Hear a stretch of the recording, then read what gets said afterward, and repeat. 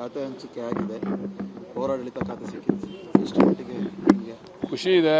ಮುಖ್ಯಮಂತ್ರಿಗಳಿಗೆ ನಾವು ಹೇಳಿದ್ದೋ ಯಾವ ಖಾತೆ ಕೊಟ್ಟರು ಕೂಡ ಮಾಡ್ತೀವಿ ಅಂತೇಳಿ. ಪೌರಾಡಳಿತ ಅಂತಂದರೆ ನಗರ ಪ್ರದೇಶ ಅಭಿವೃದ್ಧಿ ಆಗಬೇಕು.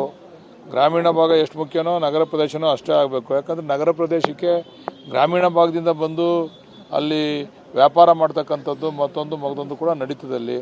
ಗ್ರಾಮೀಣ ಭಾಗಕ್ಕೆ ಸಪೋರ್ಟಿವ್ ಆಗಿ ನಾವು ನಗರ ಪ್ರದೇಶವನ್ನು ಅಭಿವೃದ್ಧಿ ಮಾಡಬೇಕು. ರೈತರಿಗೆ ಅನುಕೂಲ ಆಗೋ ರೀತಿಯಲ್ಲಿ ಅಲ್ಲಿ ಬಂದು ಅವರ ಅವ್ರು ಬೆಳೀತಿರತಕ್ಕಂಥ ಬೆಳೆಗೆ ಸರಿಯಾದ ರೀತಿ ಮಾರ್ಕೆಟನ್ನು ಕೊಡ್ತಕ್ಕಂಥ ರೀತಿಯಲ್ಲಿ ತಯಾರಾಗಬೇಕು.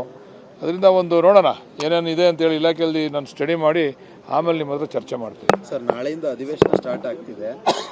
ಈ ಒಂದು ವಿಚಾರವಾಗಿ ಅಧಿವೇಶನದ ವಿಚಾರವಾಗಿ ಏನಾದರೂ ಪ್ರಿಪೇರ್ ಆದ್ರೆ ಸರ್? ಅಂದರೆ ಈಗ ತಾನೇ ಖಾತೆ ಹಂಚಿಕೆ ಆಗಿದೆ, ಸ್ವಲ್ಪ ಲೇಟ್ ಆಗಲಿಲ್ವಾ ಸರ್? ಏನಾಗಿದೆ, ಎಲ್ಲ ರೆಡಿ ಇದ್ದೀವಿ. ಏನು ಅಲ್ಲಿ ಕೇಳೋ ಕ್ವಶನ್ಗೆ ಉತ್ತರ ಹೇಳ್ಬೇಕು ಅಷ್ಟೇ.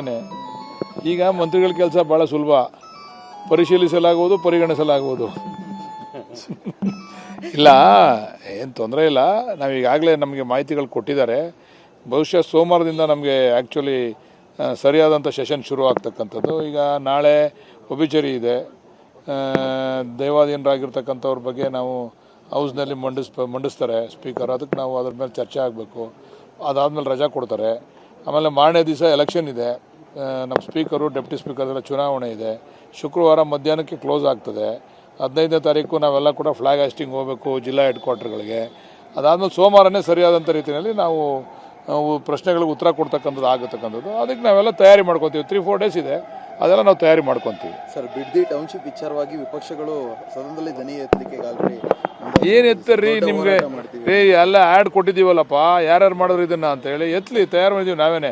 ಈಗ ನಾವೇ ಸೋಮವಾರ ಮೂವ್ ಮಾಡ್ತಾ ಇದ್ದೀವಿ. ಇದ್ರ ಬಗ್ಗೆ ಚರ್ಚೆಗೆ ಅವಕಾಶ ಮಾಡಿಕೊಡಿ. JDSನವ್ರು ಕುಮಾರಸ್ವಾಮಿ ಅವ್ರು ಏನು ಮಾಡಿದ್ರು, ಯಡಿಯೂರಪ್ಪನವ್ರು ಏನು ಮಾಡಿದ್ರು, ಸದಾನಂದ ಗೌಡರು ಏನು ಮಾಡಿದ್ರು, ಜಗದೀಶ್ ಶೆಟ್ಟರ್ ಏನು ಮಾಡಿದ್ರು ಅಂತೇಳಿ ತೀರ್ಮಾನ ಆಗಲಿ ಅಂತೇಳಿ ನಾವೇ ಸ್ಪೀಕರ್ ಲೆಟರ್ ಕೊಡ್ತಾ ಇದ್ದೀವಿ.